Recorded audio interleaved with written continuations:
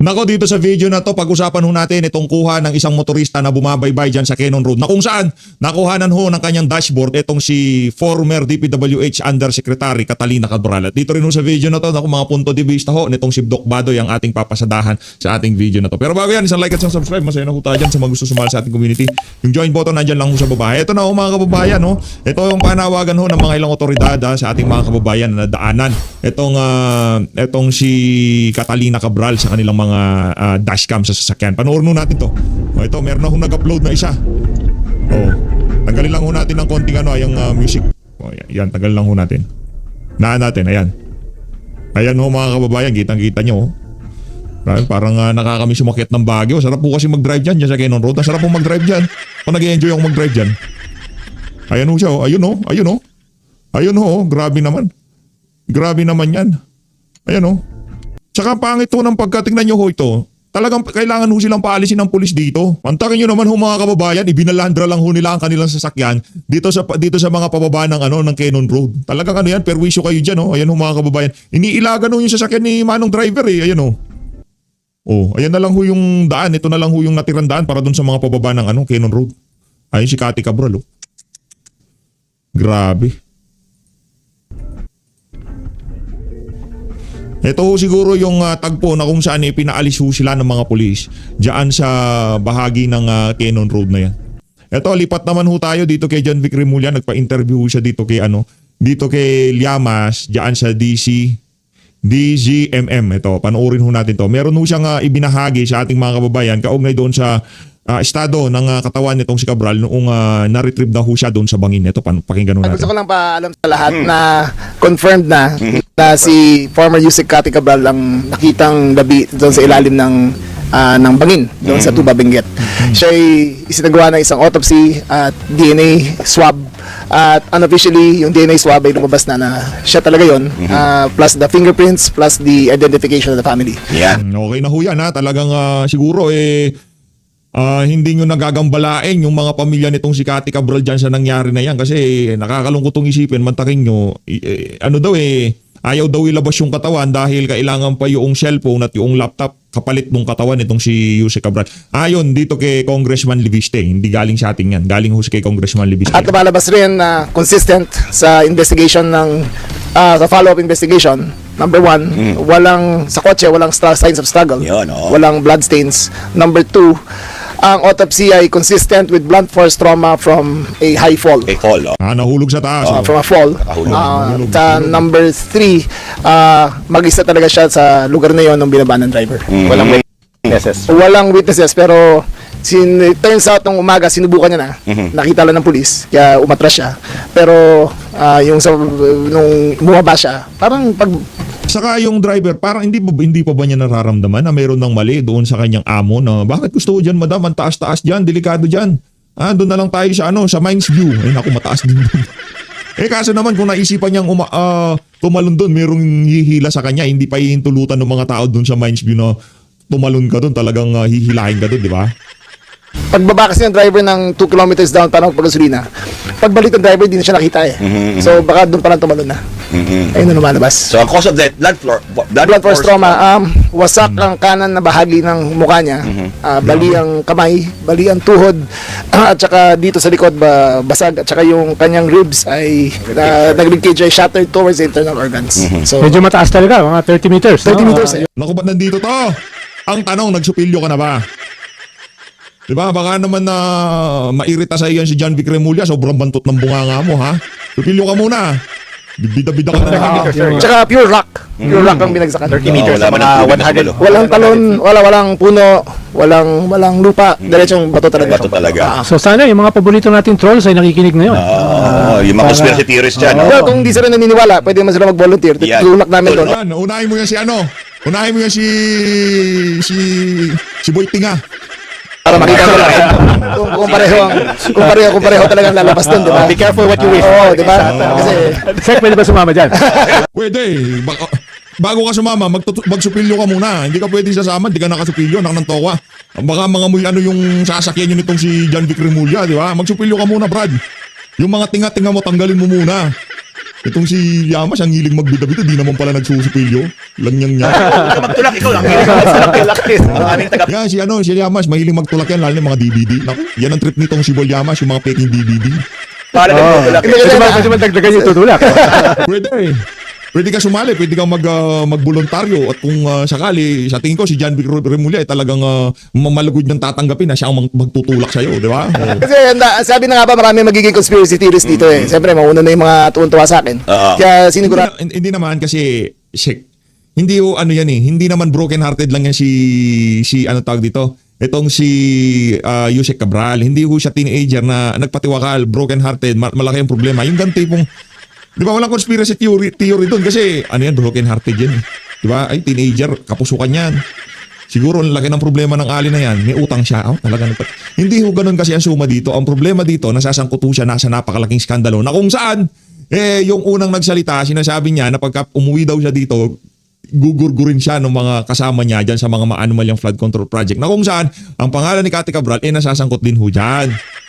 Kuha mo ba, John Vic? Yun. Ko talaga na yung complete yung autopsy report, complete ang scene of crime report. Pati yung time in and time out ng hotel, nakuha na rin namin yung CCTV. Pumasok siya lang mag-isa, lumabas siya mag-isa. Sir, wala akong sinasabi ha. Mag-isa. Yan kasi si Llamas, napakadumi ng utak niyan kasi dumi ng bunganga niya.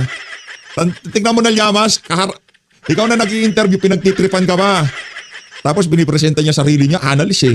Yung tipong credible na mag-analyse sa mga nangyayari sa ating bansa eh, no? Amang best friend doon? Wala. Baka gusto mo sumama. Pambihira. Kahit sa parking, wala. Mag-isa po Secured, siya. sir, yung hotel. Kasi, Naka-tape siya ngayon. It's considered a crime scene. May nakitang dalawang bag na puro papeles pero hindi pa pwede pasukin. So siguro ma'am ngayong hapon makukuha na namin yung warrant. Pwede namin makuha yung nasa para talagang preserve yung crime scene. Kasi ang balita ko nga po ay inyong sinibak na o nirecommend na isibak itong mga polis sa Tuba, no? Dahil hindi nila tinrato na crime scene. Nung unang dumating sa akin ng report, nakita kasi pumasok sa system namin yung mga 12 midnight nung Nako, yung mga dokumentong naiwan nitong si Cabral, itatrato ho yan kung paano trinato yung mga computer niya dyan sa DPWH. So, wag na ho tayong umasa sa mga dokumento na yan. kinonfirm na siya talaga yun. Nakita ko siya mga 4:30. Nung pinapollow up ko yung reports, hindi nila tinrita sa crime scene. Pero for a highly controversial character involved in the biggest scandal in Philippine history, bakit di naman nila sinabing tinanong man lang, baka may iba nangyari dito. Correct. So ito matitirong mga mga police talongges eh. Kaya Hindi police strongest, no? Parang hindi nanonood. Nako, ito talagang Epal na naman tong si Llamas. Magsupilyo ka muna, Brad. Ang hilig mo sa ganyan eh. Kung di ka nagsupilyo, wag ka sumama sa usapan. Dito pa lang, ang layo mo, nasa DCMM ka, nandito ako sa PH Update. Yung alingasaw ng bunganga mo, talagang hapyaw, maabot dito, Brad eh. Nangyakang Llamas ka. Ito, ano kasi to, napaka-notorious nitong mama na to na super Duterte diehard haters siya. Tipong wala namang ginagawa sa kanya mga Duterte. Sa bagay, trabaho na niya. Baka yun ang isa sa mga pinag-utos sa kanya. Kagalitan mo nga mga Duterte kahit wala silang ginawa sa'yo. Anak ng towa, pagpasok lang ng administrasyon nitong si Adik, doon ko lang narinig pangalan mo eh. Di ba? Nung panahon ni Tatay Digong, sinasa ka ba nun? Pambira ka kung kailan ka pa nagkapera, doon ka pa hindi nagsusupilyo. Meron ho talagang taong ganyan. Kung kailan pa nagkapera, doon pa babantot, doon pa babaho. Imbis na kahit pa paano, lilinis ka na ng konti, magiging presentable ka na. Hindi. Itong si Llamas, kung kailan pa siya nagkapera at lahat-lahat, doon pa. Ang mura lang ng toothpaste, Brad. Bumili ka. Ito tayo kay Doc Badoy ho tayo. Game. Pastor, hindi na kayo magugulat talaga. Kasi 'di ba best friend sila ni PRRD, no? Kaya yung buhay nila parallel na parallel. Ang Ay, ito ho pala yung nakuhang award nito si Pastor Kibuloy, itong Mindanao People's Choice. Ito ho yung ibinigay dito kay Pastor Kibuloy. Ang nakalagay ho dito Ministry Service Recognition Awards and Youth Advocate of the Year. Palakpakan. Ibang klase ho talaga. Tayo ay naniniwala dyan. Dito kay Pastor Kibuloy.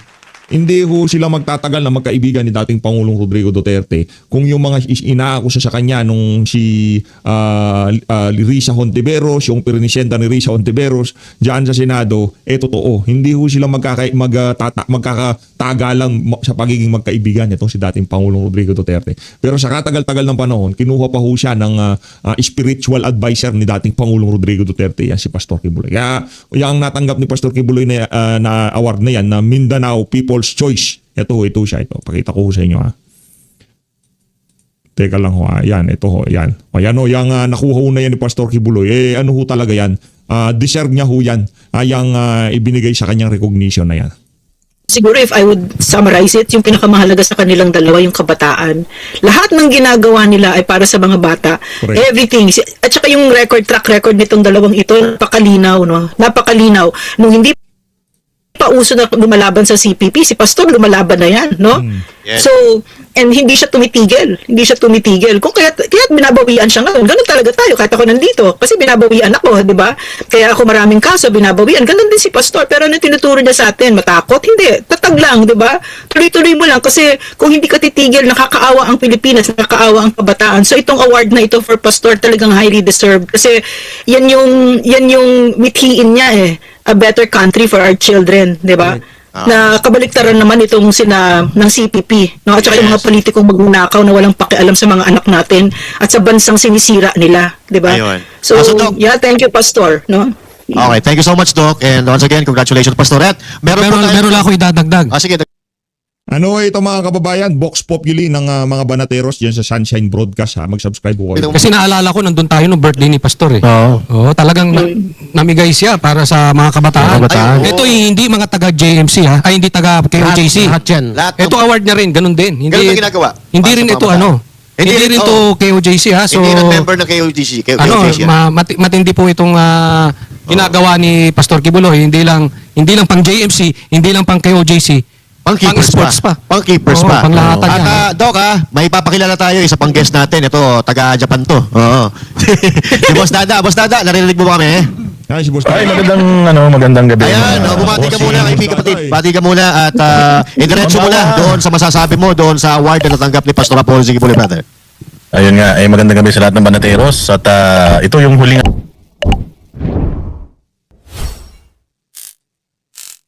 huling Vox Populi episode for this year. Magbabalik tayo next year. Pero ayun nga, napakaganda kasi ito yung huling natin. Ito yung huling episode natin for this year, pero meron tayong ganitong award na natanggap, hindi ba? Yeah. Expected na ito Minsan kasi talaga yung mga taong pilit ibinababa ng kasamaan, inaangat yan ng Panginoon O, kaya makikita mo si Pastor kahit na ginigipit, no, hindi ba? Kahit na kung ano-ano yung bintang sa kanya, kung ano talaga yung pagkatao niya, kusang lumalabas at ipinakikita ng Diyos sa atin. So congratulations kay Pastor Apollo Kibuloy, yung yung JMC Kings, congratulations din. And of course, yung Team Pilipinas nag-gold medal din tayo sa SEA Games. Ayun. So, once again, congratulations JMC and congratulations Pastor Apollo Kibuloy. At syempre, ipagpatuloy nyo lang po ang inyong mga ginagawang kagandahang na ito para sa ating bansa, para lalo pa sa mga kabataan na pag-asa ng ating bayan. Ako naniniwala pa rin ako mga partner na yung mga kabataan ay pwede pa rin na maging pag-asa ng ating bayan kung mapapaganda lang ang edukasyon sa Pilipinas. So, tuloy-tuloy na tayo sa ating mga balitaan at isa pa nga sa pumutok na balita, itong pagkakamatay ni Yusek Cabral na di umano ay nalaglag sa bangin at ngayon pinagdidiskusyonan ng mga kababayan natin Pilipino, hindi lang sa Pilipinas kundi sa iba't ibang panig ng mundo kung paano namatay at ngayon medyo malabo pa. Doc Lorraine, ano po ang masasabi niyo po dito sa pangyayaring ito? Master Judea at saka brothers, no? And like you said, wala pang malinaw, di ba? Pero what's interesting to me, what I find interesting, is yung kawalan Nandito po si Brothers Traveler. Parang hindi ko nakita. Mega love shoutout, brothers. Sana nandiyan ng tiwala ng taong bayan sa administrasyon ni Bongbong. Malupit yan, malupit. So that right away, siya yung binibintang. Ito nga, nandito Di ba? mga Agad-agad, nakita natin on social media kasi binomonitor ko yung social media all over yan. So that's what I find interesting about all of this, no? Na agad-agad siya talaga yung inisip ng tao. At saka bakit naman hindi, no? Nakita naman natin sa net approval ratings. Wala wala si nandito si Jay, si Judea, si Coach Oli at itong si ang pangalan to?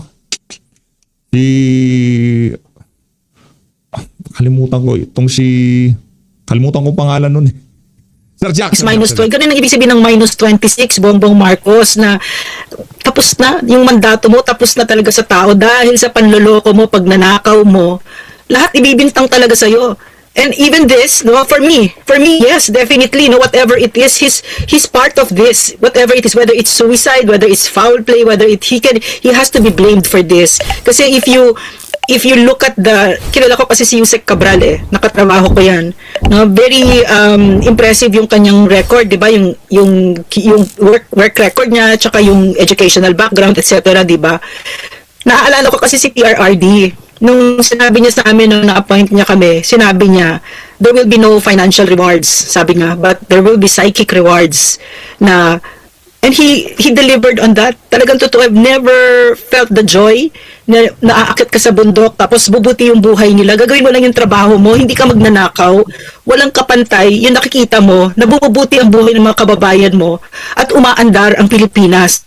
And I'm guessing that at some point in Yusek Cabral's life, she was like that, di ba? Dahil public servant siya, 40 plus years, di ba? Tsaka maganda yung kanyang reputation until dumating siya until naging pangulo itong pinakawalang kwentang pangulong ito. Ayun. At sa akin, salanan ni Bongbong Marcos na ang dami niyang kinurap. Yan, kapag parehong-pareho ng tatay niya. No, kahit yung psychic rewards tinanggal mo. Yun na lang yung hinihingi mo. Hinihingi mo na lang yung pangalan mo malinis. Kahit yun ninakaw niya. Dahil magnanakaw siya.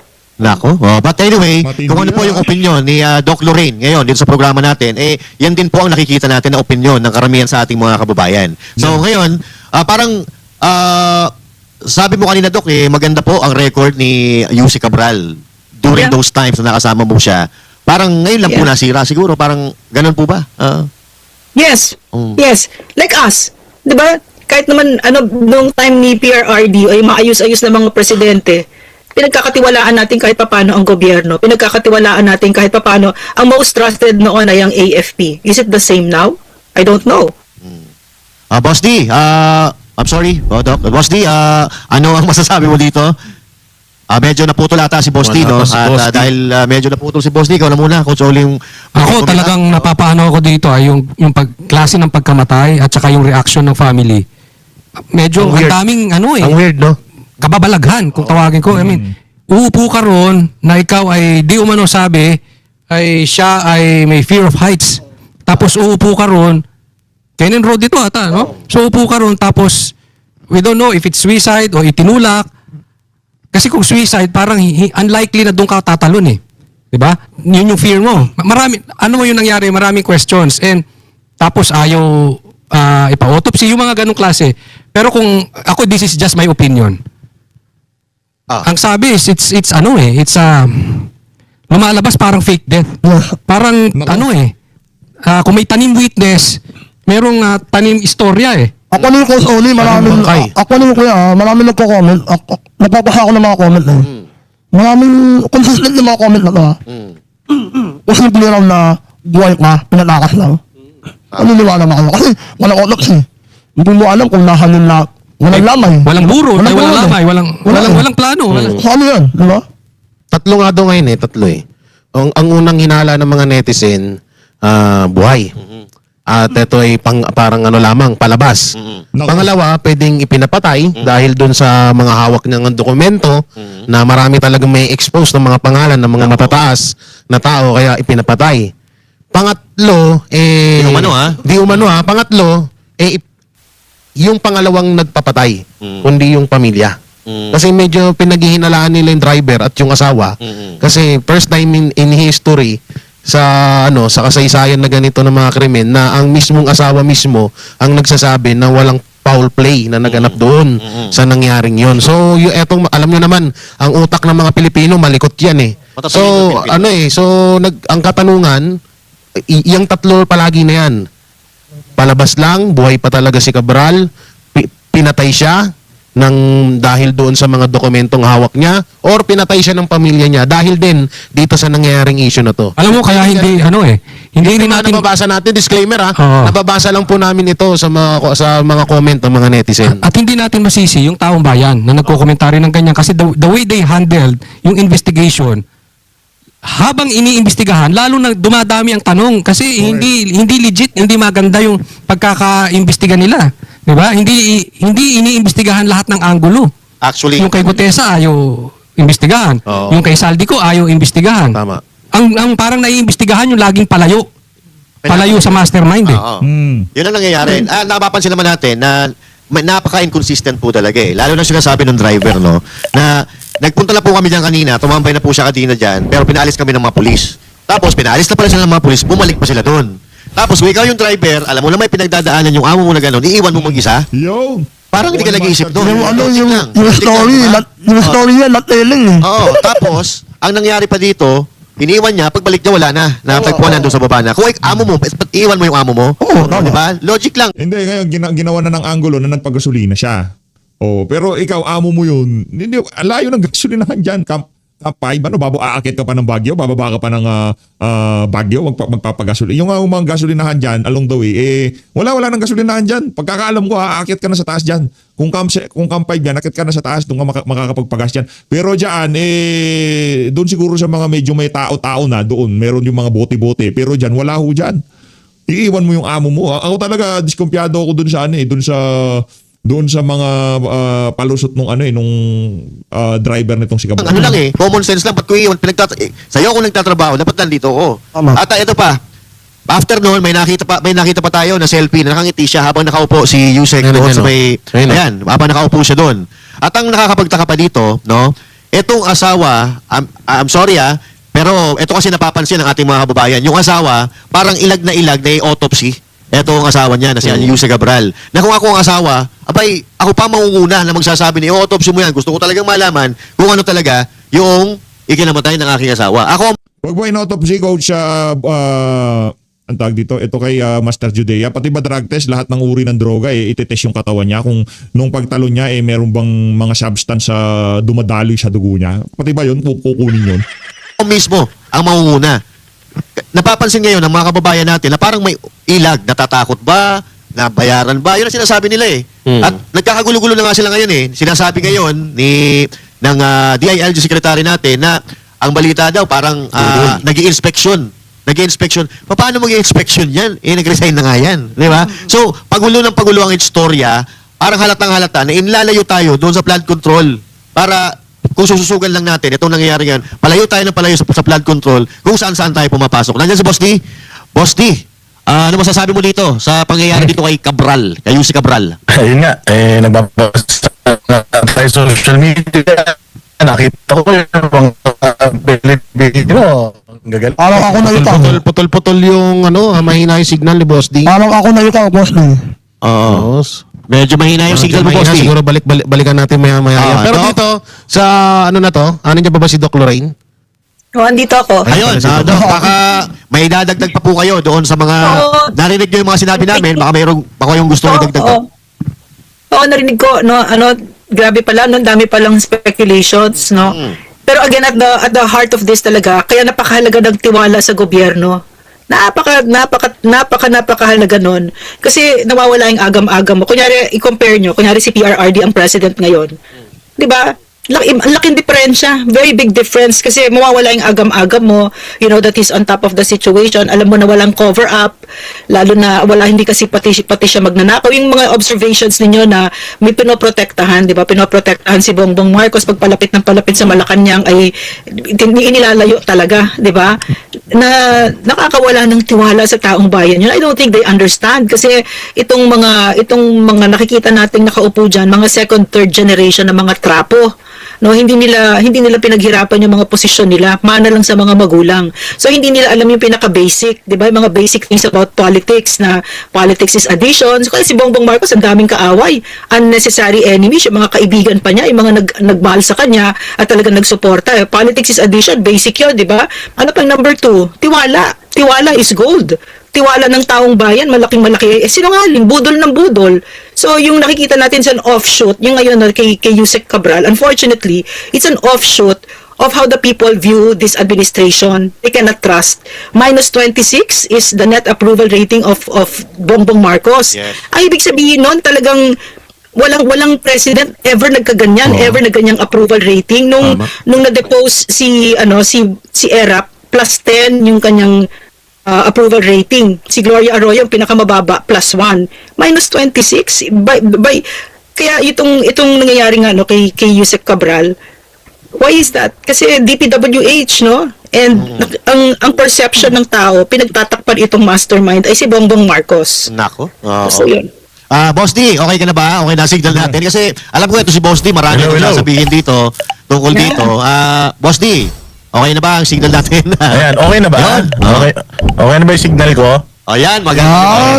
Maputi ka ngayon, ha? Ayun nga, sabi ko, Oo, hindi, kasi nakakaputi talaga pag kaya pala si Doc Lorraine, ang ganda-ganda. Smooth ka pala na malinis na hangin, walang korupsyon, yung gumaganda at pumupogi ka. Oo. Pero nabantayan ko yung social media. Tawan-tawa ako kasi yung mga Pilipino talaga, adaptable, Bigla nagiging mga abogado, nagiging newscaster, bigla nagiging mga investigador. Lahat, bigla sila nagiging mga eksperto. Sabi ko nga, ibang klase talaga ang mga Pilipino, ang gagaling. Pero wala ako talagang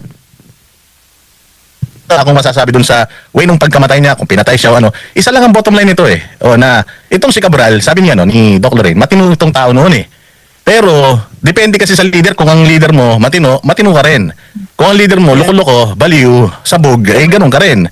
Tingnan mo nangyari, si Sec Vince, matino naman niya noon Maayos naman na tao yan noon Tingnan mo, noong pumasok siya dito sa administrasyon na to, ano nangyari sa kanya? Di ba na-corrupt siya? Hindi ko sinabing corrupt siya, pero nagbago yung isang matinong Vince Dizon noon. Biglang naging ganitong klaseng Vince Dizon ngayon. So, bottom line is, si Yusek Cabral, convinced tayong lahat na sangkot ito dito sa corruption. And kung matinong tao ito noon at biglang nadamay, after 45 years, biglang nasangkot siya sa ganitong klaseng corruption, ibig sabihin, may problema talaga sa administration na ito. Kasi whether inutusan si Cabral na mag-corrupt or naging corrupt siya dahil naging maluwag yung administration, ibig sabihin corrupt talaga yung sitwasyon at yung administration natin ngayon. So whether pinatay siya, tinulak siya, nadulas siya, ang natin, magkakasundo tayong lahat pare-parehas na itong si Yusek ay maraming nalalaman tungkol sa corruption. Correct. And kailangan talaga managot yung mga mas matataas sa kanya. Kailangan talaga yun ang habulin natin kasi kawawa Yung mga nasa ibaba, na napipilitan lang gawin itong corruption dahil inuutos sa kanila, sila ngayon yung mga napipressure, sila ngayon yung mga nagko-commit ng mga, katulad niya, may isa ring, di ba, nag-commit din ng suicide somewhere na dyan yata, sa Mindoro, tama ba yun?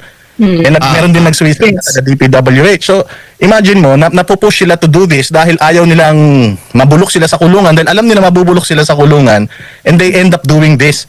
Hindi, ang problema dito is yung corrupt na sistema na inintroduce nung administration natin doon sa mga matitino naman na mga government officials natin. Imagine mo, 45 years.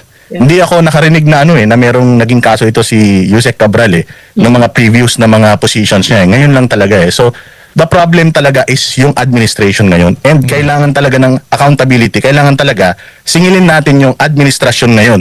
Lahat ng mga nakaupo dyan sa gobyerno. Alam nyo, meron akong nakakwentuhan, kailan lang, tagal ng aming pag-uusap.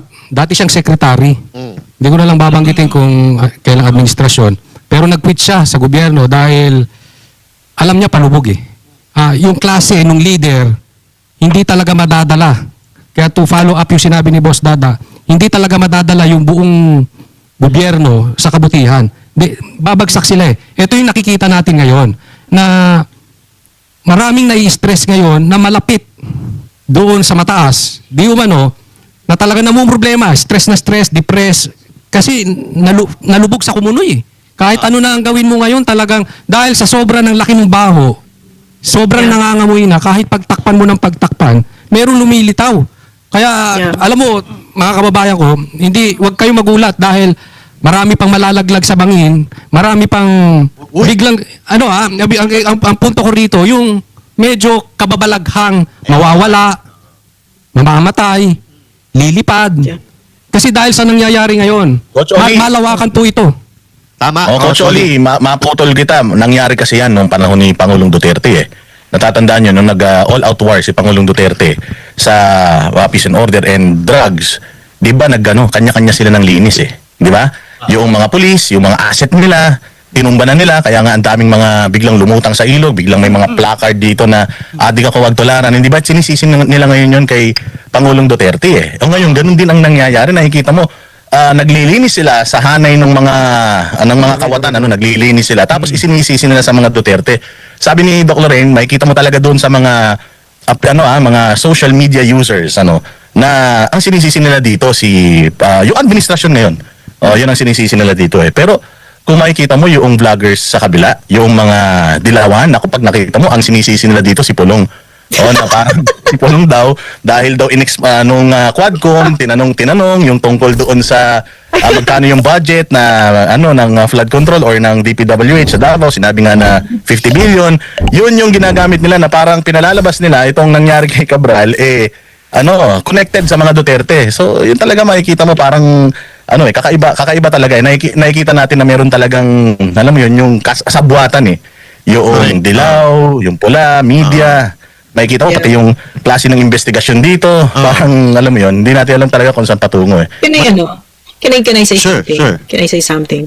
Kung ano yung pagkakaiba, no?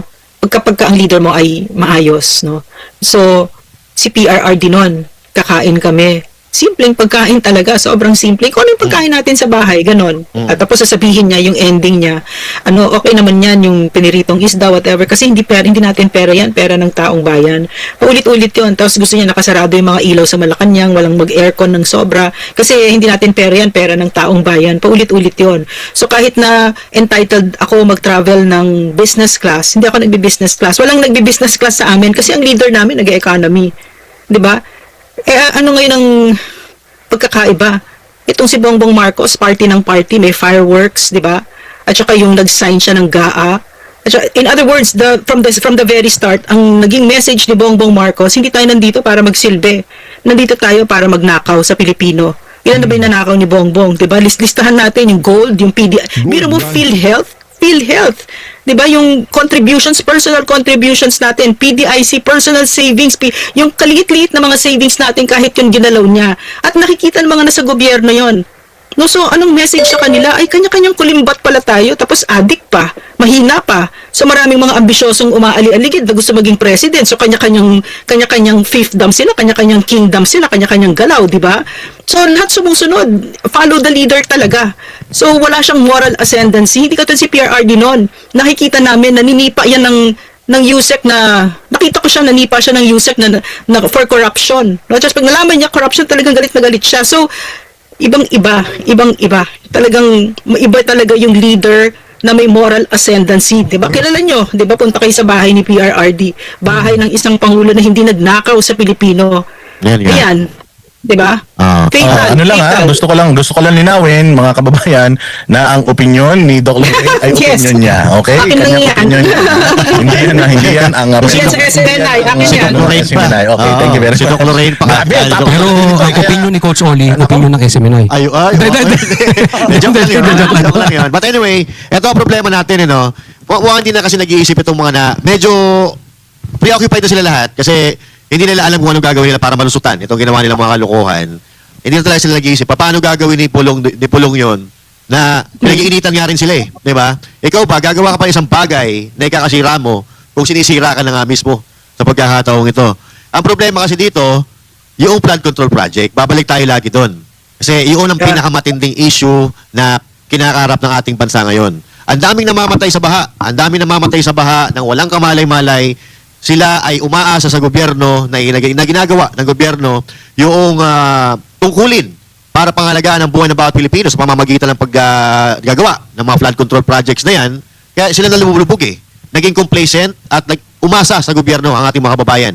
At ang masama pa dito, mayroong mga nagpapakamatay dahil dito sa problema na kinasangkutan nila. At nagagawa ito sa tingin ko dahil gusto nilang iligtas ang kanilang pamilya. Dahil sa takot, babawiin ko na lang sarili kong buhay kaysa madamay ang aking buong pamilya. Sa akin, parang ganun ang Master Judea, hindi lang dito. Master Judea, hindi lang maraming namamatay sa mga sangkot sa flood control Kasi yung mga buhay ng mga yan, walang bilang yan. Walang kwenta yan. Alam natin sa impyerno punta ng mga yan Ang malaking problema dito, yung mga buhay na wala noong bagyo, noong baha. Yan. Yun ang importante talaga na talagang kailangan na lagi nating hina-highlight, lagi nating pinapaintindi sa tao Kasi mga inosente yun eh. Ito yung mga hirap na nga sa buhay. Ito yung mga nagtatrabaho ng marangal. Tapos ito pa yung naapektuhan dahil meron tayong ganitong klase ng mga leader sa Pilipinas eh. So, yung mga sabi nga nila, yung mga namamatay, may mga panawagan pa nga eh na magpakatao naman kayo, namatay yung tao, medyo anuhin naman natin, parang irespeto naman natin yung namatay. Makikita mo yung tao galit, sa sobrang galit ng tao, hindi na nila kayang rumispeto dun sa mga tao na alam nila na nagnakaw sa atin eh, hindi ba? So masisisi ba natin yung mga Pilipino na ganito